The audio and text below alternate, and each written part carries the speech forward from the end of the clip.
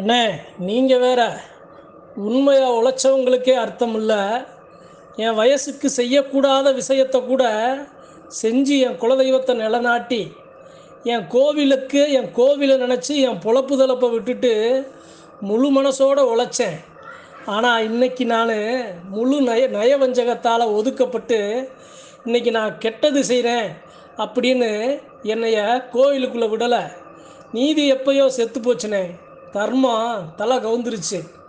நான் எல்லோரும் இப்போ வரைக்கும் நல்லதாக தான் நினைக்கிறேன். ஆனால் என் பங்காளிகள் எல்லாரும் என்னை ஓரம் கட்டிட்டாங்க. தெய்வம் கூட கையை கட்டி வேடிக்கை தானே பார்க்குது. நீதி செத்து போச்சு அப்படின்னு ஒரு அன்பர் சொல்லியிருக்காரு. இந்த பதிவில் அந்த அன்பரோட அந்த வழி தெரியுது. இப்போ நம்ம குலசாமி இருக்குது அப்படின்னா நம்ம குலசாமிக்கு நம்ம கஷ்டப்பட்டு நம்ம எல்லாம் செஞ்சு கடைசியில் ஒரு நல்ல பேர் கிடைக்கலன்னா எப்படி ஒரு வேதனையான நமக்கு ஒரு வழி கிடைக்குமோ அதே வழி தான் அவருக்கு. அந்த அன்பருக்கு நான் அறிஞ்சதை ஒரு சில விஷயங்களை பகிர்ந்து கொள்ள ஆசைப்பட்றேன். ஐயா, நீங்கள் செஞ்சது நல்லது அல்லது கெட்டது, அது நல்லதாக இருக்கலாம் கெட்டதாக இருந்தாலும் சாமிக்கு தெரியும்ல, தெய்வத்துக்கு தெரியும்ல. எதையுமே எதிர்பார்த்தா நீங்கள் போய் செஞ்சீங்க. அப்போ இந்த இடத்துல நம்ம சாமிக்கு நாம் என்ன செஞ்சோம் அப்படிங்கிறதுல நாம் மனசு திருப்தி படணும். 4 பேர் 4 சொல்கிறதுனால நம்ம மேலே நம்மளுடைய குலதெய்வத்தோட நம்ம வச்சுருக்க நம்பிக்கையை நாமளே குறைச்சிக்கக்கூடாது. எவ்வளவோ ஆலயங்களில் குலதெய்வம் இல்லையில் குலதெய்வத்தை கட்டி நிலநாட்டி எல்லா மக்களையும் ஒன்று சேர்த்து இருக்கிற ஒரு சில பேருக்கு இது போன்று அவச்சொல், இது போன்று அவமதிப்பு கிடைக்கும். நான் மறுக்கலை. ஆனால் அவங்க எதில் திருப்தி படணும் தெரியுமா? என் தெய்வத்துக்கு நான் செஞ்சுட்டேனப்பா, என் தெய்வத்துக்கு தெரியும், என் தெய்வம் மலை போல் இருக்குது, நான் செஞ்சது நல்லது, என் சாமிக்கு தெரியும், அது என் குடும்பத்தை காத்து நிற்கும் அப்படின்னு நீங்கள் நல்லதாகவே நீங்கள் அதை எடுத்துக்கிறணும்.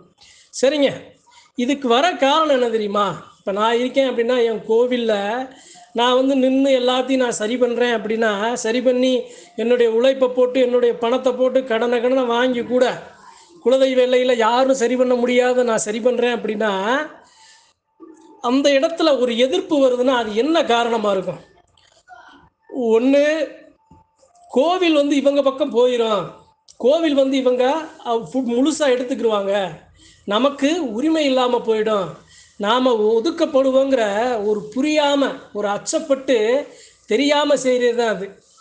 இப்போ இதில் ஒரே ஒரு விஷயம் மட்டும் அன்பர்கள், இது போன்று இருக்கும் அன்பர்கள் புரிஞ்சுக்கிறணும்.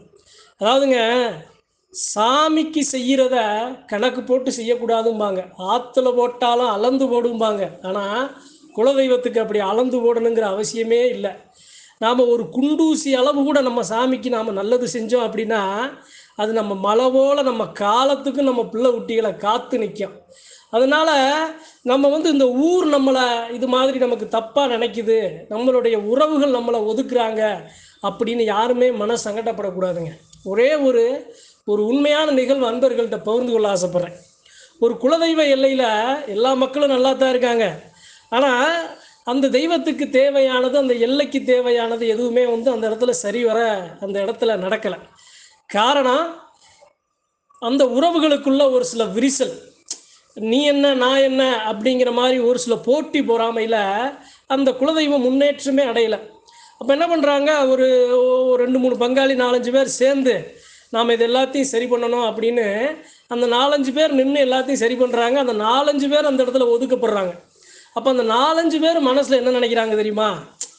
என் சாமி என் எல்லை இப்படி இருந்துச்சு, இப்போ நான் நல்லா இருக்கு, வர்ற சனத்துக்கு நல்லபடியாக ஒரு அமைப்பு ஏற்படுத்தியாச்சு, தெய்வம் கூட நின்று நல்ல வேலையை செஞ்சு பொண்ணை தொட்டாலும் மண்ணை தொட்டாலும் அது பொண்ணை ஆக்கி கொடுத்துருக்கு, அதனால் நாம் செஞ்ச புண்ணியம், நாம் சாமிக்கு செஞ்சது காலத்துக்கும் வர்ற சனங்களை காத்து நிற்கும் அப்படின்னு தான் மேலே விழுந்த கற்களாக விழுந்த சொற்களை கூட அவங்க அதை பற்றி கவலைப்படாமல் நம்மளால் முடிஞ்சது தெய்வத்துக்கு என்ன செய்யணும் அப்படின்னு முயற்சி பண்ணி கடந்து போகிறாங்க.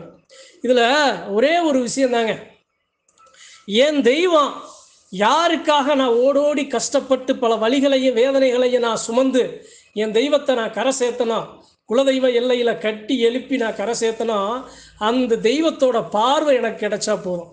அந்த தெய்வம் என் பிள்ளை நல்லது செஞ்சுருக்காண்டா அப்படின்னு நினச்சா போதும். குலதெய்வ எல்லையில் மட்டும் நாம் கோடி கோடியாக கொட்டினாலுமே அது பொது சொத்து தான். ஏன்?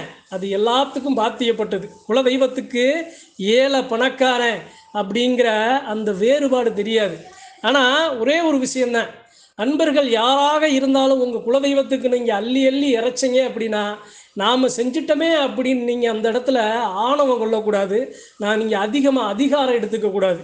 எப்போதுமே ஒரு அடிமட்ட ஒரு பக்தனாக தான் நீங்கள் அந்த கோவிலில் நீங்கள் வணங்கி வரணுமே தவிர, நான் இதை செஞ்சேன் அதனால் நான் இப்படித்தான் இருப்பேன், எனக்கு இல்லாத உரிமை வேறு யாருக்கு, நான் தான் இந்த கோவில் எனக்கு தான், நான் கோவிலை பூட்டுவேன், என் இஷ்டம்தான், என்னை யாரும் தடுக்க முடியாது, வேறு யாரும் வரலை கூட நிற்கலை அப்படிங்கிற அந்த சொல்லானது அப்படி நாம் நடந்துக்கிட்டோம் அப்படின்னா, நாம் கோடி போட்டாலும் தெய்வம் அதை வெறும் மண்ணாக தான் பார்க்கும். அந்த ஒரு ஆணவம், அந்த ஒரு அகங்காரம் இருக்கக்கூடாது. எவ்வளவோ எல்லைகளில் நிறைய பேர் இருக்காங்க, சொத்தை விற்று கூட குலதெய்வத்தை கட்டி நல்ல வர்ற சனத்தை காத்து நிற்கட்டுமேன்னு இருக்கிற ஆகச்சிறந்த பெருமக்கள், குலதெய்வ பெருமக்கள்லாம் எண்ணற்றம் லட்சக்கணக்கில் இருக்காங்க. அவங்களுக்கும் வழி கிடைக்கலன்னு நான் சொல்ல மாட்டேன், அவங்களுக்கும் வழி கிடைக்கும். ஆனால் அவங்களுடைய பெருந்தன்மையான எண்ணம், அந்த குணம், தெய்வத்தின் மேலே இருக்கிற அந்த பக்தி, அந்த நம்பிக்கை அவங்கள அழகாக நல்லபடியாக வச்சுருக்கோம். எப்படி சொல்கிறது அப்படின்னா, நான் கஷ்டப்பட்டு நான் பல கடனை வாங்கி கூட என் கோவிலை கட்டினாலும் அந்த கடனை நான் அடைக்கிறதுக்கு உண்டான தெம்பை எனக்கு கொடுக்கும், அதுக்கு உண்டான தொழிலை எனக்கு அமைச்சு கொடுக்கும், அதுக்கு உண்டான பாதையை எனக்கு வகுத்து கொடுக்கும். சத்தியமாக நடக்கும். நான் 1 ரூபா போட்டேன்னா குலசாமி எனக்கு 3 ரூபா லாபம் தேடி கொடுக்கும். நான் 1 லட்சம் போட்டேன்னா எனக்கு 3 லட்சம் கிடைக்கும். இது எல்லாத்துக்கும் நடக்கும். ஏன்? குலதெய்வம் ஒவ்வொருத்தவங்களையும் என் பிள்ளை மனசார என்னடா செய்கிறான் அப்படின்னு தராசில் நிறுத்து பார்க்கும். அதனால் சொல்கிறேன், இது போன்று ஒரு சில என்ன சொல்கிறதுனா பதிவுகளை வச்சு நாமும் நம்ம குலசாமி கோயிலுக்கு செய்யக்கூடாதுன்னு யாரும் போயிடக்கூடாது.